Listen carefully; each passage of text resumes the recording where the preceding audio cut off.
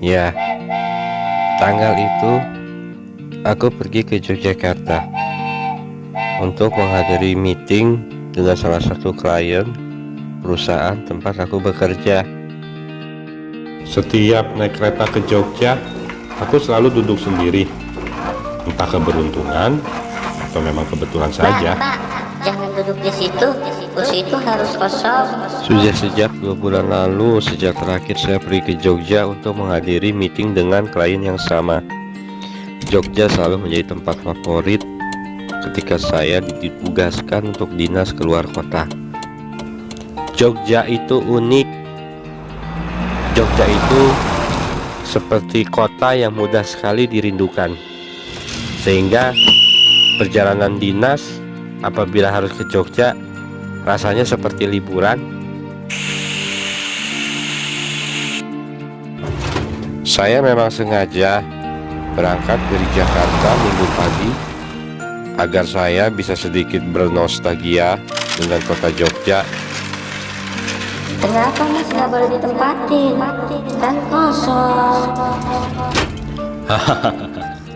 Dari tadi masih saja terdengar pergumulan seorang ibu-ibu dengan petugas kereta masalah kursi kosong. Akhirnya saya tiba di Jogja. Tak sabar rasanya ingin wisata kuliner di kota ini. Tak sabar juga melihat penduduk Jogja yang memang sangat sederhana.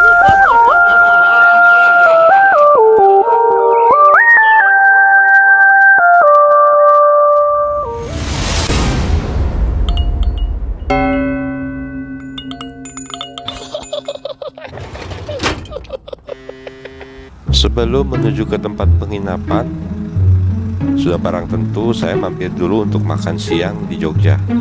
Menu favorit saya sudah pasti gudeg.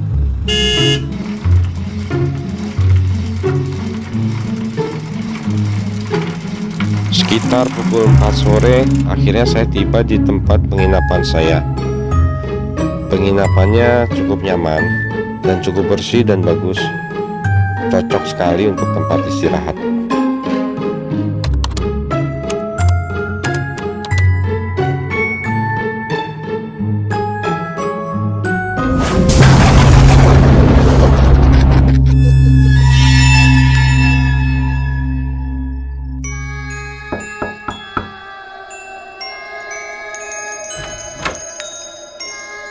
Saya langsung menuju kamar untuk mandi, bersih-bersih, sekaligus rebahan untuk menghilangkan lelah saya. Sedikit kecewa karena ternyata kamar saya agak kotor, berdebu, seperti sudah lama tidak dibersih-bersih. Saya mencoba menelepon ayah saya, namun seperti biasa tidak diangkat, atau diangkat tapi tidak ada suara. Sebelum berangkat, saya memang sedikit bersih tegang dengan ayah saya. Baru beberapa hari, tapi rasanya seperti lama sekali.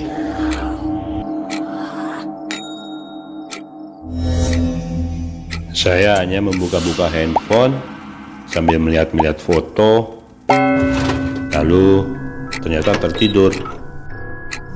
Setelah maghrib, saya mencari makan di sekitar penginapan.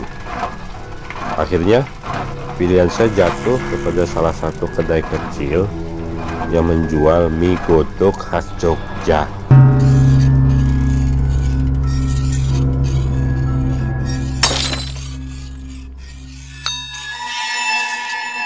Dengan lahapnya saya makan mie godokku pun habis tak bersisa. Setelah makan, saya membakar sebatang rokok, memesan segelas kopi, sambil menikmati suasana malam di sini. Suasana kedai tidak terlalu ramai, hanya ada beberapa pelanggan saja. Aneh juga, mengingat rasa mie godoknya ini enak sekali. Saya kembali membakar sebatang rokok. Tiba-tiba, pemilik warung menghampiri saya dan mengajak saya ngobrol.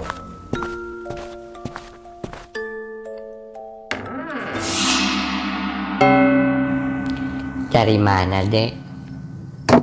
Pria itu bertanya kepada saya. Lantas saya jawab,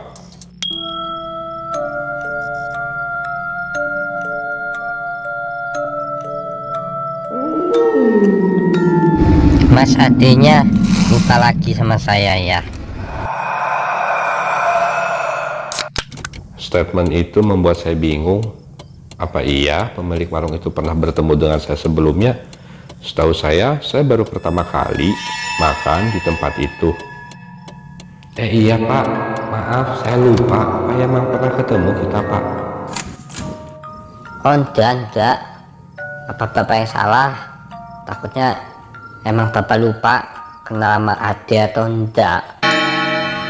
Kami pun berbincang panjang malam itu, yang kemudian saya tahu bapak itu bernama Wiono. Pak Wiono ternyata banyak banget pengalaman hidupnya dan cerita-ceritanya cukup menarik. Sampai akhirnya dia bicara tentang peristiwa-peristiwa mistis yang pernah dia alami selama dia berdagang mie godok.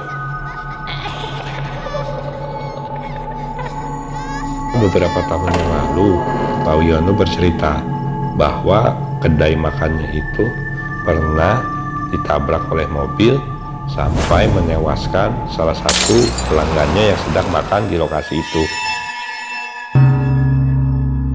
Sedikit merinding karena Pak Wiono bercerita bahwa orang yang tertabrak itu terkadang masih suka datang untuk memesan mie godok yang memang mungkin kesukaannya dia. Sedang asik-asiknya ngobrol, tiba-tiba keluar seorang perempuan dari dalam. Dia seperti membisik-bisikkan sesuatu ke Pak Wiono sambil menatap saya dengan perasaan curiga. Bilangin aja, siang waktu capek. Pak Wiono hanya mengangguk-ngangguk sambil berkata, nggak tahu sih maksudnya apa. Saya merasa nggak enak. Akhirnya saya pamit kepada Pak Wiono. Dan saat saya ingin membayar, ternyata dia bilang nggak usah ditraktir oleh dia hari ini.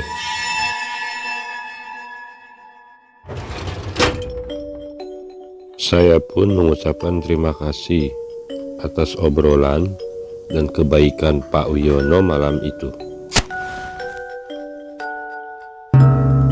Singkat cerita, setelah makan malam itu, saya langsung kembali ke dalam kamar hotel. Panjang jalan menuju hotel, saya memperhatikan sesuatu yang memang sedikit aneh. Beberapa orang terlihat memperhatikan saya dari ujung kaki hingga ke ujung kepala. Tiba di hotel, saya merasakan aura yang berbeda. Hotel menjadi terkesan gelap dan menyeramkan. Saya mampir ke bagian resepsionis untuk meminta sikat gigi. Saya tekan bel. Seorang resepsionis terlihat menoleh-menoleh ke arah luar. Tapi dia lalu masuk lagi ke dalam ruangan. Aneh, pikirku. Hotel sebagus ini, kualitas pelayanannya sangat tidak ramah. Karena kelelahan, aku akhirnya langsung naik ke atas. Di dalam kamar tak banyak yang kulakukan, hanya menonton TV sambil melihat berkas-berkas untuk presentasi besok. Saya mematikan TV. Saya mendengar suara orang di luar berseloroh seperti sedang meributkan sesuatu. Saya mencoba memejamkan mata.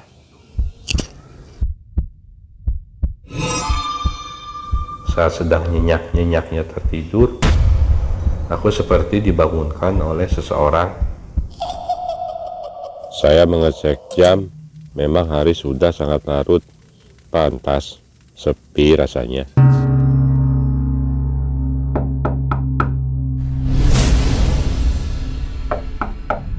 Walau sedikit heran, namun saya tetap bangun dari tempat tidur dan membuka pintu tersebut.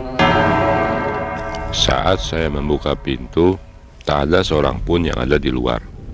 Saya coba melihat ke arah lorong, pun sama, tak seorang pun terlihat di sana. Tanpa berpikir aneh-aneh, saya kembali masuk ke dalam kamar.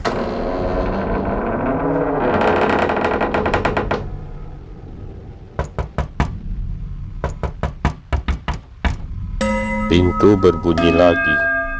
Saya segera membuka pintu. Hasilnya sama, tidak ada siapa-siapa. Bulu kuduk saya berdiri, badan merinding. Jangan-jangan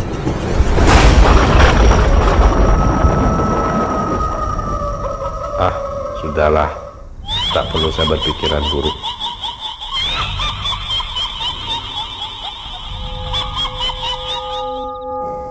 Dalam keadaan sedikit ketakutan, tiba-tiba terdengar suara air dari dalam kamar mandi. Jantungku mulai berdegup kencang.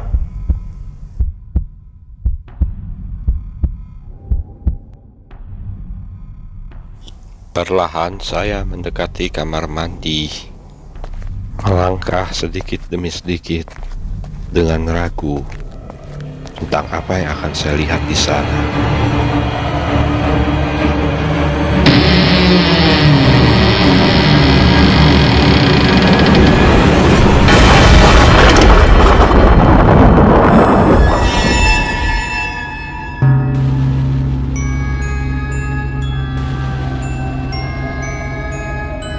Jantungku berdegup kencang melihat sosok Pak Wiono di kamar mandi. Nafasku terengah-engah.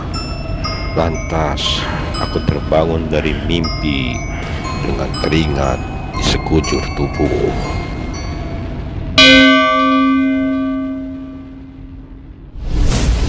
Syukurlah hanya mimpi. Saya melihat jam menunjukkan pukul 9. Lantas saya segera pergi ke kamar mandi untuk membersihkan muka. Saya segera keluar mencari tempat makan malam di sekitaran hotel. Lalu tanpa diduga, saya menemukan kedai mie godok yang sama persis dengan yang ada dalam mimpi saya. Rasa penasaran saya muncul. Lalu saya coba mendatangi kedai makan itu. Saat itu saya tidak melihat sosok Pak Wiono. Saya hanya melihat sosok perempuan yang ada dalam mimpi saya, yang saya asumsikan sebagai putri Pak Wiono. Dengan rasa penasaran, saya mencoba bertanya kepada wanita itu. "Maaf Pak, Pak Wiononya ada?" Wanita itu terlihat tegang. Dia seperti tidak berani melihat wajah saya. Dia hanya melirik. Entah melirik penasaran atau entah melirik karena ketakutan. Wanita itu hanya terdiam, tak menjawab pertanyaanku. Dia seperti fokus mengerjakan apa yang sedang dia lakukan. Saya coba bertanya sekali lagi. "Maaf Mbak, di sini ada yang namanya Pak Wiono enggak?" Lagi-lagi wanita itu hanya terdiam. Dia menunduk. Entah apa yang ada dalam pikirannya, tapi saya merasa dia seperti sedang sangat ketakutan. Akhirnya saya duduk dan memesan sepiring mie godok. "Mbak, pesan mie godok 1 deh." Lagi, dia seperti tidak mengindahkan permintaan saya. Dia hanya terdiam, tak bergerak. Dengan sedikit perasaan kesal, saya mencoba berdiri mendekati perempuan itu. Namun, sebelum saya berdiri, Sudah cukup, jangan berdiri. Kamu duduk di situ. Sudah cukup. Cukup. sontak saya kaget dengan reaksi wanita itu. Belum selesai kekagetan saya, dia kembali berteriak. Pak Wiono sudah meninggal 2 tahun lalu. Mendengar ucapan wanita itu, saya kaget setengah mati.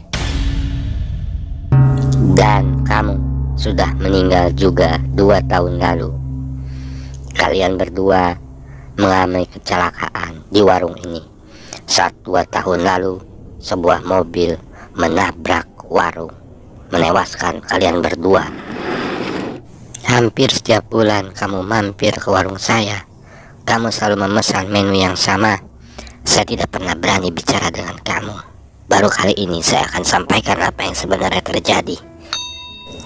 Karena Pak Wiono sempat sampaikan kepada saya dalam mimpi bahwa saya harus sampaikan perkara ini kepada kamu supaya kamu berhenti bergentayangan. Ibu, ini kursi nggak boleh ditempatin ya.